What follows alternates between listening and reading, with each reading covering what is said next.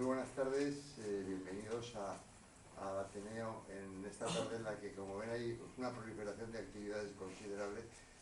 Esperemos que tengamos público todos y, en todo caso, muy agradecidos de que hayan escogido justamente esta conmemoración de Gustavo Bueno y nos acompañen. Le paso la palabra a Ana Maestro para hacer las presentaciones y a continuación comenzaremos con el acto.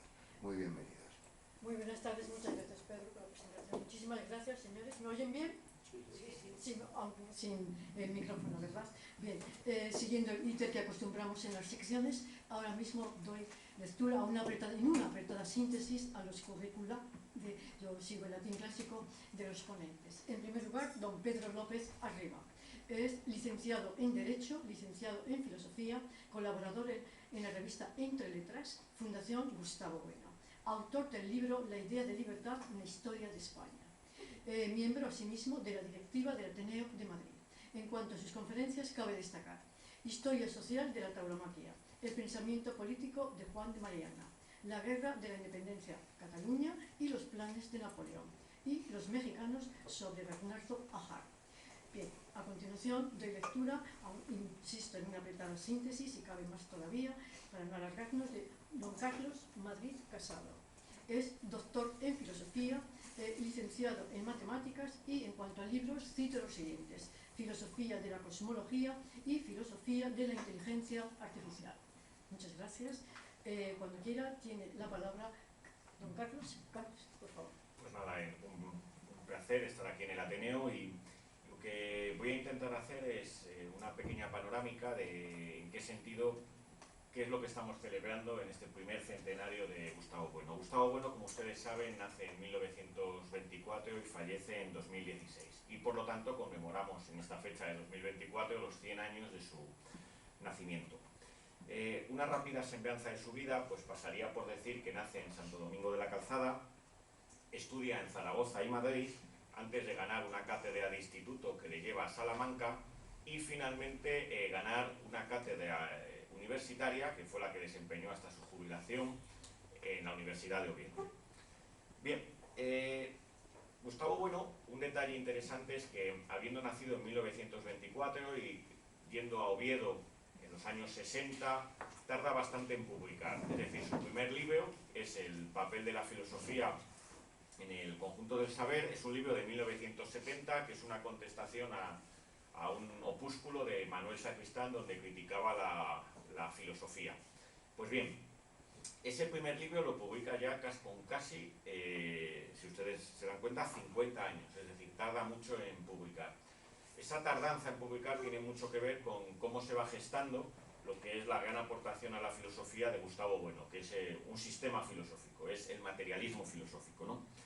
Ese sistema filosófico, que empieza a echar andar en 1970 con El papel de la filosofía, pero sigue luego a continuación en 1972 con Ensayos materialistas, va conociendo sucesivas obras y en lo que toca a la parte más dura, por así decir, del sistema, lo que es la ontología y la gnoseología, pues hay que citar en los años 1992-1993 la publicación de los sucesivos volúmenes, los 5 primeros volúmenes de la teoría del cierre categorial.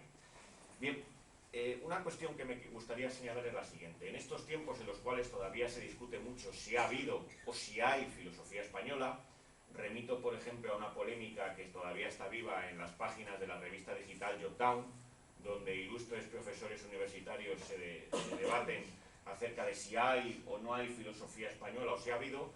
Pues lo que aquí podemos conmemorar es que, gracias a Gustavo Bueno, hay a día de hoy filosofía española. Por ejemplo, hay un sistema filosófico que es el materialismo filosófico, pero una enseñanza que nos puede dar la biografía en sentido objetivo, intelectual de Gustavo Bueno, es que él supo reivindicar lo que es nuestra tradición filosófica española. Una tradición donde, por decirlo con una imagen, ¿no?, nuestros filósofos no llevaban peluca sino faldas. Claro, nuestros filósofos han sido, mal que pese a muchos, pues sacerdotes, clérigos, ¿no? Y eso no tiene por qué ser ni mucho menos algo negativo, ¿no? Y es que esto tiene que ver precisamente con que Gustavo Bueno, el germen de su sistema lo podemos ver en tres contextos, ¿no?, tres facetas que voy a intentar subrayarles. El primer contexto sería el de la tradición filosófica. Y aquí nos encontramos con lo siguiente. Esa tradición escolástica, Gustavo Bueno va a tomar contacto con ella, por ejemplo, en Madrid, a través del padre Ramírez, con todo lo que es la tradición del tomismo, ¿no? Y ahí es donde, por ejemplo, él va a conocer a toda esa tradición filosófica escolástica tan importante. En Salamanca, en sus tiempos de catedrático de instituto, Gustavo Bueno contaba muchas veces que yendo a la biblioteca, él veía en la universidad unos grandes infolios allí, y él se decía, bueno, estas personas que han escrito aquí 300, 400 antes de que años de que llegara yo, algo tenían que decir, ¿no? Y por ejemplo, él allí tomó contacto con las obras de Juan de Santo Tomás, el teólogo portugués que fue confesor de Felipe IV y que acabó de profesor en Alcalá de Henares, ¿no? Y entonces él empieza ahí a tener contacto, ya digo, con toda esa tradición de Vitoria, Suárez, etcétera. Una tradición que se refuerza cuando llega Oviedo, con la figura de Feijóo, que de hecho una de las razones que le llevan a Oviedo es precisamente pues el contacto que él tenía en sus estudios de Oviedo como ciudad filosófica gracias a la presencia que allí había tenido el padre Feijóo. Entonces, en ese contexto filosófico es muy interesante que, bueno, uno de los hilos de la trama es precisamente ese hilo que tiene que ver con la tradición escolástica. Un segundo hilo es el que tiene que ver con Ortega. Gustavo Bueno está, por ejemplo, en las famosas conferencias de lo que es el Cine Barceló, de Ortega, de ese Ortega que vuelve al franquismo, ¿no? Y que da incluso esa conferencia famosa que Luis Martín Santos luego pues parodia en Tiempo de Silencio, ¿no? Gustavo Bueno está allí junto con Gonzalo Fernández de la Mora, y Gustavo Bueno pues había leído a Ortega y es una de esas personas, un ejemplo de recepción crítica de la obra de Ortega desde muy pronto, conociéndola aunque criticándola, ¿no? Un tercer conocimiento, un tercer eslabón, ¿no? Aquí hay que señalar pues, que Bueno también estaba al tanto de lo que era la filosofía europea, por así decir, de la época, ¿no? Siempre cuenta que su profesor en Zaragoza, Eugenio Frutos, pues le ponía al tanto de fenomenología, de lo que tenía que ver con Husserl o con Heidegger, ¿no? Y luego, por ejemplo, a través de un sacerdote, el padre Ramón Roquer, pues Bueno toma contacto con la obra del Círculo de Viena, es decir, con el neopositivismo lógico. Por lo tanto, ya se ven ustedes que aquí Bueno, y esta es la gran, a mi juicio, una de las virtudes del materialismo filosófico, es que es capaz de, como la abeja de la imagen de Bacon, ¿no? Que en aquella imágenes que usaba el canciller Bacon, donde decía la hormiga solamente acapara alimentos, ¿no? La araña solamente destila lo que lleva de sí mismo, ¿no? Es decir, la imagen del científico, que era el lema que ponía Bacon, es la abeja, porque la abeja hace una cosa que mezcla las dos, ¿no? Liba el polen de las plantas, pero luego lo transforma y lo digiere con sus propios medios. Y Gustavo Bueno en ese sentido fue una especie de abeja, que fue capaz de beber tanto de la escolástica como de las grandes tradiciones europeas, la fenomenología, por ejemplo, el marxismo del que ahora hablaré, o el neopositivismo lógico, y ser capaz de, ya digo, teniendo sobre todo esa formación escolástica, de transformarlo y digerirlo con sus propios medios para elaborar algo verdaderamente original y potente como es su sistema filosófico, el materialismo filosófico. Bien, a este primer contexto científico vamos a comentar ahora un segundo contexto. Ese es el contexto científico. Desde muy pronto Gustavo Bueno, estando en Salamanca, se acerca a los laboratorios, toma contacto con otros profesores, biólogos moleculares, entre ellos un biólogo molecular que había en Salamanca, Antonio Colás, el doctor Antonio Colás, que tenía un laboratorio donde manipulaban enzimas, ¿no? Y él inmediatamente va allí armado con un papel, tomando notas de qué es lo que están haciendo los científicos, ¿no? Entonces, mucho antes de que Bruno Latour, pues como una especie de antropólogo, se sumergiera en el laboratorio para ver qué hacían los científicos, Bueno ya estaba haciendo algo parecido. Este interés por la ciencia, por ver lo que hacen exactamente los científicos y no solamente ver lo que dice Popper o lo que dice Kuhn o lo que dice Moritz Lick que hacen los científicos, ¿no? Pues se manifiesta también cuando va a Oviedo, donde Bueno continuamente visita los laboratorios de física y química, los laboratorios de geológicas, y es que en Oviedo, por la cuestión de las minas, los laboratorios de geología eran de los más desarrollados, ¿no? Y también se interesa mucho por la antropología. De hecho, el germen de la teoría del cierre categorial tiene que ver en las discusiones de los 70 con todo lo que tiene que ver con el surgir de la antropología y de hecho él tomará contacto y discutirá con antropólogos como Marvin Harris, o Kenneth Pike, ¿no? El tercer contexto sería el contexto político, donde a Bueno le va a influir muchísimo el marxismo, ¿no? Un marxismo que él va a estudiar, pues él siempre contaba que en clase, cuando él daba clase, pues uno podía explicar lo que quisiera. Siempre decía, siempre y cuando no mencionaras a Franco. Es decir, se conservan, de hecho, los informes policiales del policía que estaba en las clases de Bueno en los años 60-70 en la Universidad de Oviedo, y las notas que tomaba. Y claro, estos policías, las notas que tomaban eran los siguientes. Siempre decía, bueno, cuando yo mencionaba a Santo Tomás no tomaban nota, pero cuando yo mencionaba a Lenin, marcaban un palito, ¿no? Y entonces el resumen de las clases era, ha citado 12 veces a Lenin, 3 a Stalin y 4 a Engels, ¿no? Y entonces decía, pero sin embargo no tomaban nota de cuando mencionaba a Aristóteles o mencionaba a Platón, ¿no? Entonces, Bueno siempre comentaba que él, en ese sentido, hay un estudio allí del marxismo muy importante, y muy ligado a ese contexto político, el de Oviedo, Asturias, con todo lo que tiene que ver con las huelgas mineras, en ese ambiente de conflicto que son el tardofranquismo, ¿no?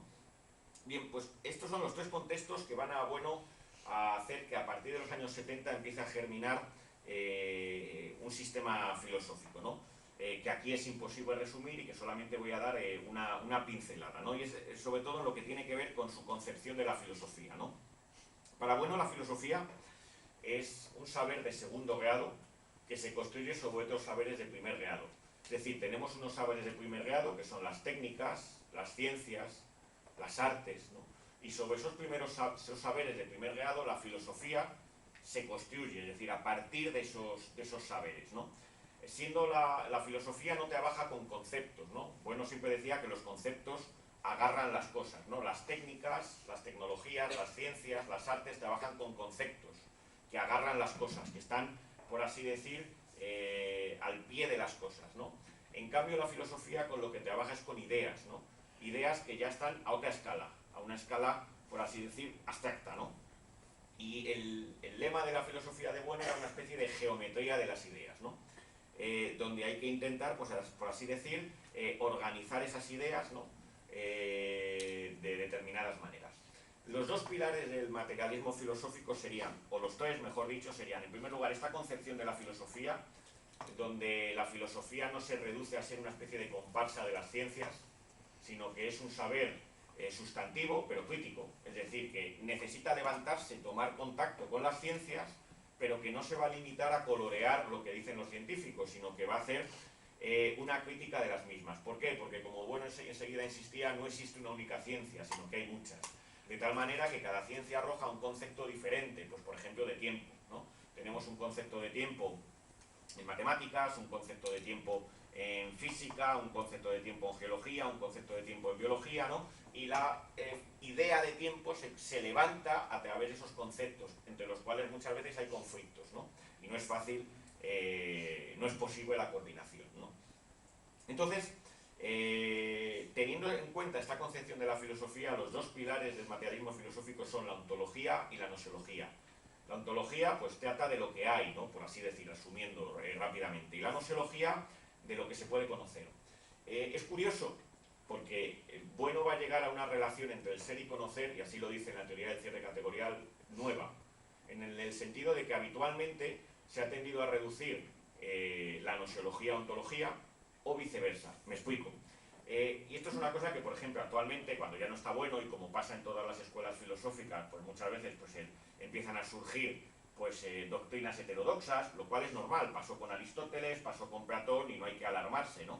Lo que sí que hay que ser conscientes, hay que ser capaces de diagnosticar en qué sentido esas posiciones, pues, por así decir, se desvían, ¿no?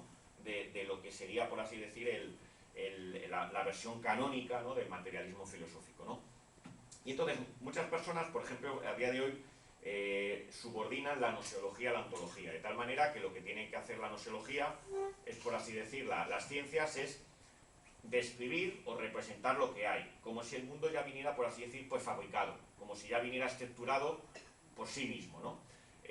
Lo que Bueno va a señalar continuamente es que el mundo no viene estructurado, no hay, como por así decir, un Dios creador que haya dicho al comienzo del tiempo, sean las categorías y las categorías eran estas, o sean las leyes de la física y las leyes de la física son estas, no, sino que hay el ser humano, el ego trascendental, que llamará bueno, tiene un papel conformador de ese mundo, sin que eso quiera decir que haya que caer en el otro extremo, es decir, la ontología, subordinarla a la nosología, de tal manera que, por así decir, ese ego trascendental del ser humano fuera capaz de darle cualquier forma al mundo. No, no es así. Hay siempre o qué, que es la idea, es decir, ni todo está relacionado con todo, ni nada con nada, de tal manera que el ser humano pues da ciertas conformaciones al mundo que a su vez ya tiene, por así decir, ciertas predisposiciones, ¿no? Y entonces se produce ahí en esa codeterminación entre materia y forma lo que serían las estructuras científicas, tecnológicas, técnicas, etc. Entonces, bueno, llega a una posición en la que se da una fértil dialéctica o circularidad entre ontología y noseología, ¿no? Sin que se subordine una a otra, ¿no? Hay una circularidad. Claro, armado con estos dos pilares, bueno va a construir determinadas teorías y doctrinas sobre muchísimos ámbitos, ¿no? Ámbitos como una teoría de la ciencia, una teoría de la religión, una teoría de la ética, de lo que es la ética, la moral, la política, una doctrina de la felicidad, pero también de cosas que a veces sorprenden, ¿no? Una teoría de la televisión, una teoría del deporte.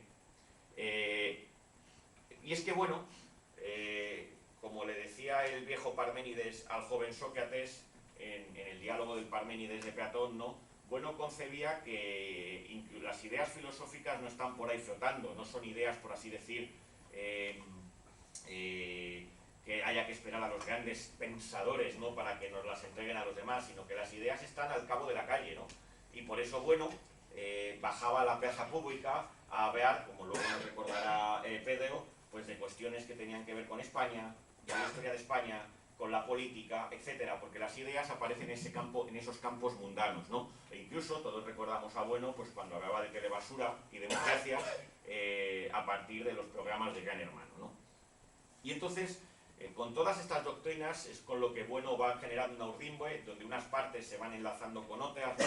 Que es lo que se llama el sistema filosófico, el materialismo filosófico. Y aquí la grandeza de esto es que no hay tantos sistemas filosóficos. En la historia de la filosofía no ha habido muchos, se pueden contar casi con los dedos de dos manos, ¿no?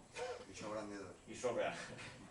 Y de hecho, en español, preguntémonos, ¿qué otros autores recientes, ¿no? No estoy pensando en la Escuela de Salamanca, ¿no? En el tomismo, recientes han sido capaces de elaborar un sistema? Pues quizás tenemos a Zubiri, en Ortega es discutible, ¿no? Sabater, pues es claro que aunque goce de gran popularidad, pues no. Y en todo caso, por las fechas sería parecido, podría uno decir Mario Bunge. Pero ojo, Mario Bunge ¿es filosofía en español o es filosofía en inglés? Eso es un detalle que habría que responder, ¿no? Y la otra aportación, la otra gran producto de Bueno, por lo que hay que celebrar en este centenario, aparte del sistema, es la escuela, ¿no? Y escuelas y sistemas siempre van ligados, ¿no? Una escuela en la cual, pues, forman parte pues múltiples investigadores asociados, en los cuales pues van con el sistema pues rotulando, ¿no? Incluso hay personas que están en la órbita y que usan el sistema pues para hormar ciertos campos, hacer esa geometría de las ideas, de ideas que surgen en campos que pues, el propio Bueno no había tratado. Pues por ejemplo, en los últimos años se ha tratado la inteligencia artificial, la economía y el derecho, la música, la literatura, la geografía, un largo etcétera, ¿no? Y cabe preguntar, ¿cuántas escuelas de filosofía hay a día de hoy? ¿O cuántas ha habido en la tradición española? Está la Escuela de Salamanca, muchos suelen referir a la Escuela de Madrid, pero aquí hay que hacer siempre una pregunta incómoda. ¿Cuál es la unidad de la Escuela de Madrid? Porque claro, esa Escuela de Madrid que ligamos a Ortega no tenía, la Escuela de Salamanca sí tenía detrás un sistema, ese tomismo que trae Vitoria, el padre Vitoria de París, ¿no? Y que lo amolda a la problemática contextual del Imperio Español, con toda la polémica de los justos títulos, del problema de la libertad, del problema de la confesión en Trento, es decir, es un sistema que se amolda a esa filosofía mundana. En el caso de Ortega y la Escuela de Madrid hay que hacer esa pregunta incómoda, ¿no? ¿Cuál es la unidad? ¿Qué sistema? Alguna vez cuando he preguntado esto se me responde, bueno, es que lo que da unidad es el pluralismo, ¿no? Pero claro, eso del pluralismo es decir, reconocer de facto que no hay unidad, más allá de que todos estaban ligados a la Facultad de Filosofía y Letras de aquí, de la Complutense, ¿no? pero eso es una unidad administrativa, no es una unidad propiamente doctrinal o filosófica, ¿no? Y acabo. En este contexto donde celebramos el centenario, pues hay ciertas evidencias, ¿no?, que nos pueden llevar a, pues, tener cierta pizca de optimismo sobre el despliegue que puede tener el sistema del materialismo filosófico más allá, una vez fallecido su creador, Gustavo Bueno, su padre, y también la potencia que puede llegar a tener la escuela, ¿no?, por ejemplo, ¿no? Y es sobre todo la presencia que tiene en Internet y en las redes sociales, ¿no? La Fundación Gustavo Bueno, el canal de YouTube, tiene actualmente 110.000 suscriptores. ¿Cuántos tiene la Fundación Ortega Marañón? 4.000. Ahí se ve un poco, y la Fundación Zubiri creo que no llega a 1.000. Entonces ahí se ve un poco, pues, la diferencia de escalas, ¿no? El proyecto Filosofía en Español, que es uno de los proyectos de la Fundación Gustavo Bueno, lanzado sobre todo por la persona que siempre ha estado detrás de poner a Gustavo Bueno en las redes, en Internet, que es su hijo, Gustavo Bueno Sánchez, pues cuenta mensualmente con más de 1 millón de visitas, sobre todo de Hispanoamérica, ¿no? Y es que muchas veces, claro, cuando muchas veces se comenta esto, hay gente que dice, bueno, pero es que eso no es filosofía, ¿no? Claro, sobre todo los que tienden a ser profesores universitarios tienden a pensar que la filosofía está en la Torre de Marfil, ¿no? Y que el filósofo es como en la época de Ortega, que puede llegar al gran público desde la cátedra universitaria y desde la columna de periódico. Y no se han dado cuenta de que ha cambiado muchísimo. Y que a día de hoy, lo que en su momento podía ser la cátedra universitaria o la columna de periódico, hoy es la televisión. Y todos recordamos a ese Bueno que iba a los programas de televisión a pegarse con adivinos, astrónomos, con Lolita, o con Mercedes Milá, o con el asesor de Ayuso, que ahora no me acuerdo, Miguel Ángel Rodríguez en el programa de Gran Hermano, ¿no? Ese Bueno que enseguida se da cuenta de que la nueva plaza pública, o por decirlo en otros términos, que la caverna platónica a la que hay que bajar es la televisión, ¿no? Y también son esas redes sociales, ¿no? Y eso es lo que está detrás de que, por ejemplo, la Escuela del Materialismo Filosófico haya pegado el salto a Hispanoamérica y haya tenga presencia, pues, en México, en Colombia, y que sea, pues, verdaderamente una filosofía en español, que toca a España y a la hispanidad, ¿no?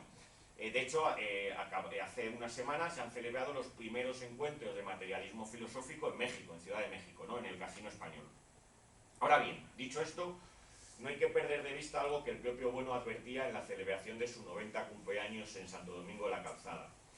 Acababa allí un acto de homenaje que le dio el ayuntamiento diciendo lo siguiente, y era que las razones por las que un sistema filosófico se extiende y acaba cristalizando, que la mayor parte de veces no tienen nada que ver con la verdad o con la potencia de sus doctrinas. Es decir, el propio Bueno decía que las razones por las cuales el aristotelismo acaba triunfando no tienen nada que ver con la verdad de sus doctrinas, sino que tienen que ver con cuestiones ya coyunturales, políticas, etcétera, ¿no? Y él en ese sentido no se hacía muchas ilusiones, ¿no?, del nivel de cristalización que podía llegar a tener el materialismo filosófico, ¿no?, porque podía depender de cuestiones totalmente azarosas ligadas a la política o a la historia, ¿no? Y en ese sentido, pues teniendo en mente esta advertencia, ¿no?, lo único que cabe decir para concluir es, por así decir, parafrasear el lema vital que le gustaba a Bueno usar, tomado del emperador Marco Aurelio, ¿no?, pero parafrasearlo en relación a su sistema, ¿no?, y decir, aquí ahora, ¿no?, el universo, mudanza, el materialismo filosófico, firmeza. Pues he dicho, muchas gracias.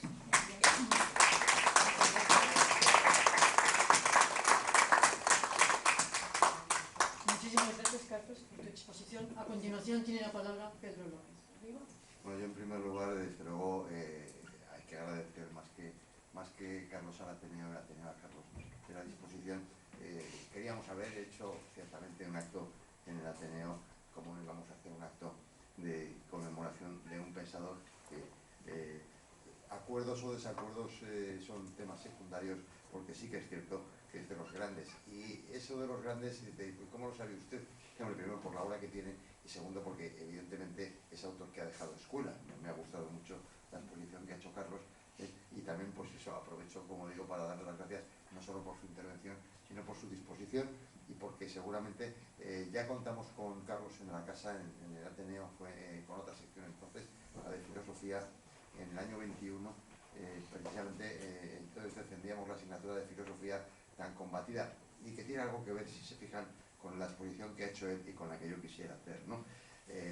Porque realmente el problema de la filosofía, me ha gustado mucho la exposición que has hecho, ¿no? El tema de la subordinación de la ontología a la epistemología o a la gnoseología, ¿no? O la subordinación de o viceversa, ¿no? Una u otra. Un autor también de planteamiento realista en filosofía, porque eso yo sí quisiera destacar que creo que el nombre de materialismo filosófico, lo que está haciendo Gustavo Bueno cuando le pone ese nombre, es pensar en lo que en ese momento él creía que era una posición de filosofía sumamente realista, la más realista que cabía, ¿no? De alguna manera entroncaba en eso, con esos primeros estudios que también nos has descrito, el gran sistema filosófico español, que es la llamada, yo creo que sería la primera filosofía moderna en puridad, pero llamada también la neoescolástica o escolástica tardía de los autores de la Escuela de Salamanca, ¿no? Que son pues profundamente realistas frente al idealismo que vendrá después con Descartes y que justamente va a incurrir en lo que Mauricio Ferraris, este nuevo realismo, llama la falacia trascendental, que es esa confusión entre gnoseología y ontología. Y terminar diciendo con Descartes que solo puede existir lo que yo conozco. Pensemos, el cogito ergo sum, pienso luego existo, es una expresión llena de sentidos, de muchos sentidos, ninguno probablemente muy bueno, pero sí nos está marcando dos cosas. Uno, que no es en la realidad donde él va a buscar la verdad, sino en el interior del hombre, en la conciencia. Y segundo, que realmente la realidad no le interesa, más que para ver si desde ese yo trascendental, pues será con Kant, consigo amoldar la realidad y fabricar en mi cabeza algo que pueda tener alguna relación con todo ello, sin conseguirlo nunca, porque realmente el planteamiento de filosofía debe ser filosofía realista. Yo le comentaba a Carlos justo antes de empezar que me gustaría arrancar, y eso voy a hacer, recordando que aunque tarda en publicar obras, es verdad que sí que escribe alguna antes, y además alguna de cierto éxito, editorial obligado, porque fue manual de enseñanza media. Él colabora en la elaboración allá por mediados de los años 50, es una de sus primeras obras, en un manual de filosofía, de historia de la filosofía, para alumnos de entonces, por la edad que tienen muchos de los que aquí están, seguramente hicimos todos ese mismo bachillerato, o muchos, vaya, se daba el sexto del bachillerato de entonces, de aquella época. Yo lo di en sexto. Y es una historia de la filosofía que me pareció muy acertada, porque justamente va pasando desde los clásicos, incide mucho en los autores españoles del Renacimiento, no solamente los que llevaban faldas, también hay uno que no llevaba faldas, que es Juan Luis Vives. Que es curiosamente, porque es verdad, no solamente pasa en España, en general el pensamiento en el siglo XVI, y no solo el pensamiento, sino muchas más cosas, también el desarrollo de las ciencias. Pensemos que Copérnico era un monje, ¿no? O Kepler también era un monje, ¿no? Que realmente el hecho de que haya monjes en el desarrollo de las ciencias y de los saberes, y en esas épocas no es nada normal, pero curiosamente es uno de los grandes autores, que normalmente se le suele dejar siempre más de lado, Juan Luis Vives, y curiosamente ese justamente es laico, ¿no? Ese no tuvo dones religiosas.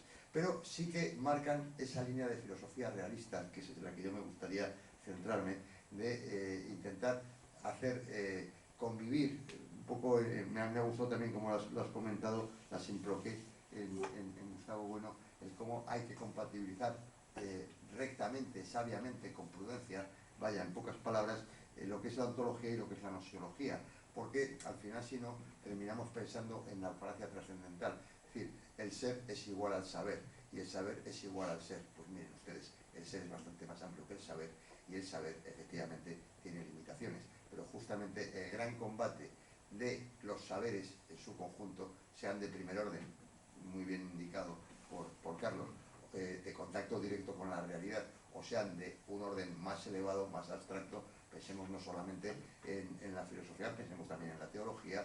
Son saberes que no tienen por qué desasirse o alejarse de la realidad de las cosas cuando el tema sea, mientras el tema sea conocer la verdad, ¿no? Un poco aquí hay que volver a esa reivindicación también del sentido común, de la filosofía tradicionalmente realista, que en esta casa no está de más recordar que Jaime Balmes dirigió los cursos del Ateneo del año 1846 bajo la presidencia de Donoso Cortés, que en esta casa fue también uno de los grandes personajes de la vida del Ateneo de final del siglo XIX, vicepresidente en numerosas ocasiones, Marcelino Menéndez Pelayo, y que en esta casa nos queda siempre la duda de si la preposición correcta es por o para, pero la sección de filosofía en 1912 no sabemos si se creó por o para Ortega y Gasset, porque ciertamente fue su primer presidente y además en una dilatada trayectoria.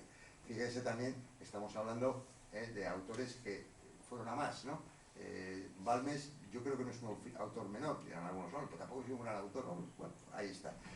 Menéndez Pelayo sí que es un autor importante y Ortega y Gasset internacionalmente incluso también, ¿no? Y vemos un poco también como la filosofía española, sobre la que ha habido tantísimo debate. A mí me gusta mucho una expresión que le leí por primera vez a Gustavo Bueno, cuando dice que en realidad, más que historia de la filosofía española, lo que hay es historia de la filosofía española. Y no es un asunto que en esta casa no se deba plantear, todo lo contrario, porque justamente presidente del Ateneo de Madrid fue José Luis Avellán, que es el autor del último gran esfuerzo por hacer algo parecido a una historia de la filosofía española, pero que el propio autor, el propio don José Luis Avellán, a quien yo le tengo un grandísimo recuerdo porque trabajé con él muy directamente en más de una ocasión y en más de un campo, también en el Ateneo, no se atrevió a titularlo Historia de la filosofía española, sino Historia del pensamiento español, ¿no? Que también marca todo un campo y a quienes estamos un poco cerca de esos debates nos abre perfectamente el campo de cuál es el debate en la historia de la filosofía española. Porque yo creo que ahí no es el momento de tratarlo ahora, pero Gustavo Bueno sí que lo trató, bueno, como ha tratado tantísimas otras cosas. A mí me ha gustado muchísimo el planteamiento que ha hecho Carlos, explicativo, genérico, y me quedaría un poco el centrarme en lo que ha sido, en el caso de Gustavo Bueno, sus intervenciones más en el ámbito de lo político o en el ámbito de la teoría política, me refiero, no de la política concreta, y en el ámbito del pensamiento en una idea que a mí me parece trascendental. La primera creo que es su debate sobre España, en el que ya de antiguo, no de tiempos recientes. Yo recuerdo, hombre, fue muy famosa, ya es algo tardía, ciertamente, en el año 98 hay una famosa conferencia en el que él se quejaba al principio, me acuerdo, porque es un tema que luego yo utilizo mucho en debate, dice, esa idea del atraso español, que parece que los españoles llegamos tarde a todas partes, ¿no? Dice que siempre lo habrán oído ustedes, ¿no? Los españoles llegamos tarde a la revolución industrial, llegamos tarde a la revolución burguesa, debemos tener un problema con horarios, ¿no? Cuando no, sin embargo, se mira la realidad del resto de las sociedades europeas, dice, hombre, no iríamos a la hora de Berlín, no iríamos a la hora de París, a la hora de Londres, pero le aseguro que había quien iba mucho más atrasado que nosotros, ¿no? Incluso todavía hoy lo podemos ver.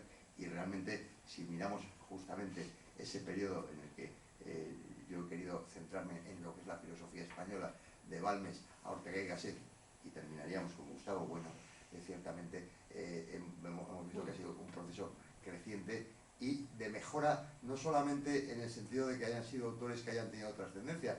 Estamos hablando los cuatro mencionados, Gustavo Bueno, Menéndez Pelayo, Balmes y Ortega y Gasset, sabemos que están traducidos a bastantes idiomas.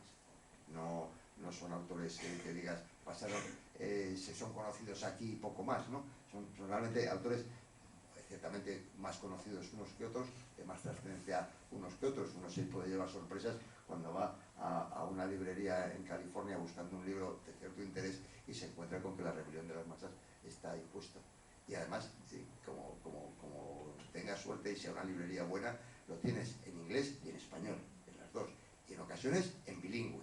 Es decir, que no es que se les haya traducido, sino que se les estudia, porque yo no sé su experiencia, pero yo recuerdo que las bilingües las conocí yo en mi bachillerato, cuando estaba ya por el cuarto de bachillerato, y eran fundamentales para traducir latín. Te comprabas la bilingüe de la Guerra de las Galias de Julio César y de las Guerras Civiles y tenías el curso resuelto. Luego, porque, claro, hombre, vamos a ver, te veías a Julio César, que no está nada mal, ¿no? Y luego a cambio ya las traducciones te sonaban todas mucho, porque ya conocías el tema de qué iba y ya traducías hostes correctamente, no como se suele traducir vulgarmente, es decir, como enemigos y cosas de esas. No te pasaba lo de que necesitas carecer de eje, lo traducías por la necesidad tiene cara de hereje, sino que la necesidad carece de ley, cosas de esas, ¿no? Entonces, yo la verdad es que son de estas cosas que cuando las piensas en puridad, realmente, en parte, la reivindicación de la filosofía, y con esto citaría luego un par de cosillas más para dejarlo, Gustavo Bueno a mí me devolvió un poco la idea cuando empecé a conocerle. Estoy hablando, yo estudio filosofía en finales de los años 70 y primeros de los años 80, había terminado ya la licenciatura de Derecho, y Gustavo Bueno es cuando empezaba a despuntar. De hecho, yo creo que la primera intervención de Gustavo Bueno en el Ateneo de Madrid es en el año, o una de las primeras, es en el año 1985, a propósito del animal divino, que había salido el libro y me parece que se presentó aquí. Luego, si miran en la biblioteca del Ateneo, tenemos 31 entradas de Gustavo Bueno, que no son seguramente todas las obras, pero algunas de las que tú has citado están. Los ensayos materialistas, la filosofía presocrática, se tiene, es decir, que es un autor que de tradición en la casa se ha seguido de cerca, ¿no? Y pues, como digo, se le ha traído. Pero bueno, son de estas cosas que Gustavo Bueno ha sabido reivindicar el espacio propio de la filosofía, salvando esa polémica que es tan negra y que, como digo, es importante, porque en el nuevo realismo se sigue produciendo, de esa confusión que arrastra el pensamiento europeo y la filosofía mundial desde Descartes, que es la confusión entre el ámbito de la ontología y el ámbito de la gnoseología. Es un tema en el que yo creo que la solución de Gustavo Bueno es, porque yo la he leído en otros autores, esta contraposición, y es verdad que en general son posiciones que dicen a cada uno lo suyo y que no se mezclen porque es peligroso. La idea de simple que Gustavo Bueno, que no es el momento de explicarla ahora porque nos llevaría mucho rato, ¿verdad? Pero creo que intenta articular esas dos áreas. Hablar de la realidad es la ontología, hablar de lo que podemos saber de la realidad es la epistemología o la gnoseología. No confundamos nunca ambos planos, porque al final nos encontramos un poco con lo de siempre. Lo peor en esta vida no es no saber, mucho peor que no saber es saber mal. Y ya, lo peor de lo peor de lo peor es creer que se sabe. Y un poco también, en parte, ahí vivimos en un mundo en el que se da, por supuesto, demasiadas cosas, se da por descontado que sabemos todo, y yo creo que deberíamos volver al viejo Sócrates, ¿no? Solo sé que no sé nada. Eso. Pero bueno, por terminar, diré que a mí me ha llamado mucho la atención dos cosas. Uno, el debate político sobre España, en el que nos vuelve a pasar un poco como en la historia de la filosofía. Decía que él dice que más que la historia de la filosofía española, lo que hay es una historia de la historia de la filosofía española, pues muchos autores que lo han intentado sin que nadie lo haya conseguido. Pues bien, en lo que es la historia de España, un poco también sostiene que es una especie de subgénero de las literaturas negrolegendarias, ¿no? La defensa de España, desde una primerísima que hay, que es la de 1609, de propio Quevedo, la España defendida, abre un ciclo, señora Gustavo Bueno, que va a llevar a un debate inacabado. Como sabrán ustedes, el mes de octubre ha sido el mes justamente anterior, y todos los 12 de octubre tenemos que debatir en España si lo del descubrimiento de América fue un éxito o fue un desastre, ¿no?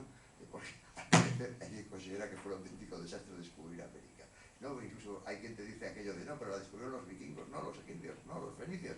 Dice, bueno, mire usted, no sé, es posible, pero desde luego, desde que la descubrieron los españoles ya no hizo falta que nadie la volviera a descubrir. Ya se quedó el tema definitivamente resuelto, ¿no? Y un poco el tema de España es esos debates que tenemos aquí muy interiorizados. Probablemente, y yo en ese sentido creo que atina Gustavo Bueno en obras como España frente a Europa, o España es un mito, ¿no?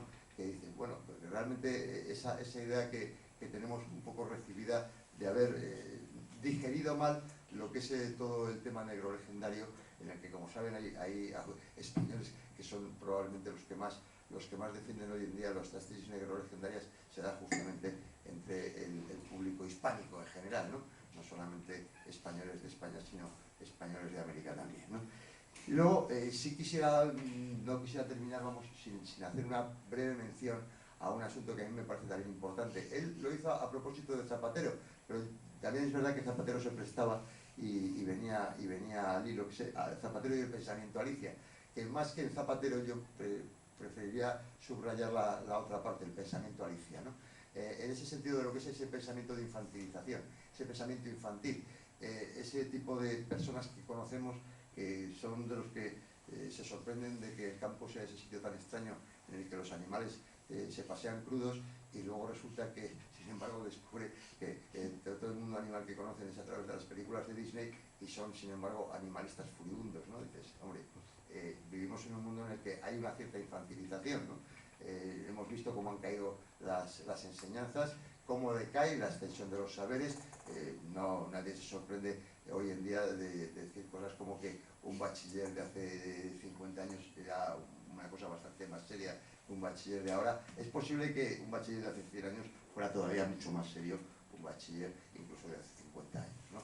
Es verdad que si miramos a autores e incluso personajes del Ateneo, que sabemos que obtuvieron bachilleres en momentos difíciles, para Campoamor se hizo el bachiller en 3 años, pero se lo hizo en 3 años y con notas, cuando, en fin, estudió tarde y esas cosas, pero que eran bachilleres de mucha solvencia, de mucha densidad, en el que no te daban nociones de física. Los problemas que tenías que resolver de matemáticas no era el triángulo como problema, discútelo con tus compañeros, sino que era resolver un triángulo rectángulo, por ejemplo, y cosas de esas, ¿no? De cuáles eran los ángulos, la longitud de los lados, y todas esas cosas que hoy en día sabemos que esas cosas se han perdido.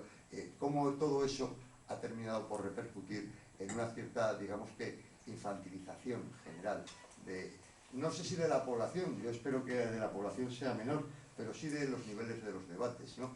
Si vemos los debates que se dan hoy en día, y no quiero entrar en debates políticos singulares, pero de grandes temas, ¿no? De la economía o del futuro y tal, vemos cómo se manejan argumentos realmente de una infantilidad abrumadora, ¿no? Que realmente te quedas sorprendido, ¿no?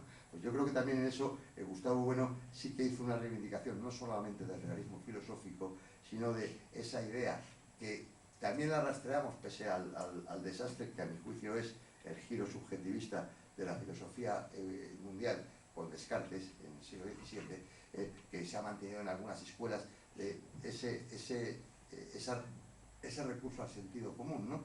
Esa negación de Descartes siempre partía de los sentidos nos engañan, o sea, hay que desconfiar de los sentidos. Y dices, bueno, vamos más despacio. No son los sentidos los que te engañas tú solo, ¿eh? No te engañan los sentidos. Los sentidos, en fin, reconocerán el famoso problema de meter un palito en el agua y el palito se ve torcido, ¿no? No es que te engañe, lo que te engaña es tu capacidad de visión, no te engaña el sentido. Tú estás viendo perfectamente lo que puedes ver. Exactamente, porque hay un ángulo de difracción, pero puedes calcular, puedes saberlo, pero lo que no conseguirás jamás es ver el palito derecho. No hay que caer en que los sentidos nos engañan, más que cuando es manifiesto, pero la negativa de que los sentidos nos engañan nos desconecta de la realidad. El problema del cartesianismo y de todo el idealismo es esa desconexión con la realidad, porque hay que desconfiar a priori de los sentidos y del sentido común. Y solamente, efectivamente, desde el giro cartesiano, la escuela escocesa del sentido común, Jaime Balmes, filósofo del sentido común, y en el siglo XX, yo creo que a trancas y barrancas, un Ortega y Gasset, no tan a trancas y barrancas, sino más sólidamente, un Zubiri, y hoy en día el nuevo realismo también está en esa misma línea, pero es una misma línea que yo creo que emprendió en su momento Gustavo Bueno y que en cierta manera ha resuelto de modo bastante satisfactorio, a mi juicio, con su filosofía, que lo que no hay duda, como decía al principio y con esto concluyo, lo que no hay duda es que ha dejado escuela. Y una escuela que esperemos que sea fecunda, porque es verdad que yo mismo no conozco con la intensidad que Carlos la obra de Gustavo Bueno, yo la conozco un poco menos, pero es una obra en la que dices, hombre, y la seguirías al 100%, dices, pues no me atrevo a decirlo porque ya le estoy apuntando que no la conozco a detalle suficiente como para decirle estoy de acuerdo en todo. Pero qué duda cabe que cuando uno lee a Gustavo Bueno, y además eso en temas de actualidad, por ejemplo, el mito de la izquierda, ¿no? Que me parece un magnífico estudio sobre los 7 niveles de la izquierda europea desde que aparece el concepto de izquierda allá por finales del siglo XIX, de izquierda, derecha, ¿no? Creo que todos los temas que ha ido tocando ha ido habiendo perspectivas en esa línea de una filosofía realista, o sea, conectada con la realidad de las cosas, y de una filosofía que no repudia ni el contacto con la realidad a través del conocimiento por los sentidos, ni repudia tampoco el sentido común. Que en ese sentido les aseguro que no es poco. No es poco porque realmente si vemos los desarrollos filosóficos que se hacen hoy en día por ahí, hay de todo. Muchas gracias y quedamos a vuestra disposición.